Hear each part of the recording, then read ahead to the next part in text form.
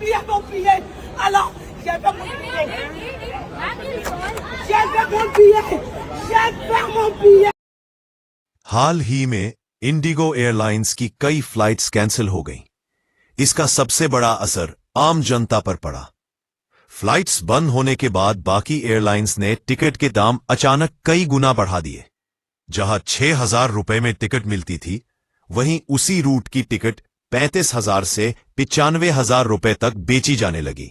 महंगाई इतनी बढ़ गई कि लोगों के पास कोई विकल्प नहीं बचा और वे मजबूर होकर रेलवे से सफर करने लगे। लेकिन रेलवे स्टेशन पर भी भारी भीड़ देखने को मिली। इसके बावजूद रेलवे ने अपने टिकट के दाम नहीं बढ़ाए, क्योंकि रेलवे सरकार के अधीन आता है।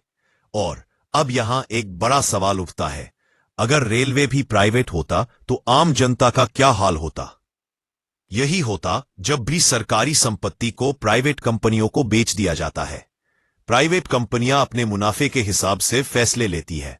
वे कभी भी किसी भी समय अपनी मनमानी कर सकती हैं, जैसे इस बार एयरलाइंस ने किया।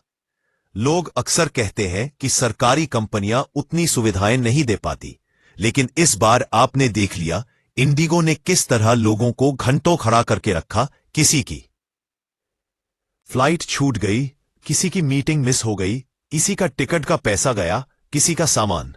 आम यात्रियों के साथ जो भी हुआ उसने दिखा दिया कि सिर्फ फैसिलिटी ही सब कुछ नहीं होती, जिम्मेदारी और इंसानियत भी जरूरी है। और बाकी एयरलाइंस की हालत भी किसी से छिपी नहीं। जहां कुछ घंटों पहले 6,000 रुपए की टिकट थी, वहीं कुछ ही मिनटों में वही टिकट 50,000 से 1 लाख रुपए तक बिकने लगी।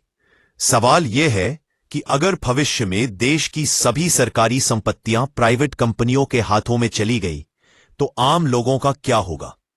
धीरे धीरे बिना सोचे समझे अगर सरकार अपनी सभी संपत्तियां बेचती रही, चाहे रेलवे हो, एयरलाइंस हो या पावर सेक्टर, तो आने वाले समय में आम आदमी के लिए जीवन बहुत मुश्किल हो जाएगा। कुछ संपत्तियां सरकार के अधीन रहना बेहद जरूरी है, ताकि प्राइवेट कंपनियां अपनी मनमानी न कर सकें और जनता के हित की रक्षा हो सके।